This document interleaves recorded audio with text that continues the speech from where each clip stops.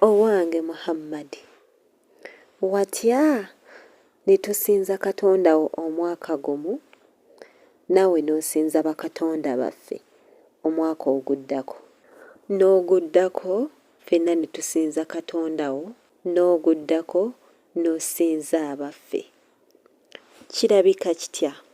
By'ebigambo ebyava mu basajja bano Abakuraishi ab'omu Makka wakati nga balemiddwa okusuuza omubaka Muhammad sallallahu alaihi wasallama obusiraamu, wakati nga bakkiriza nti tewali kye basobola kukola kinaalemesa Muhammad kutambuza busiraamu.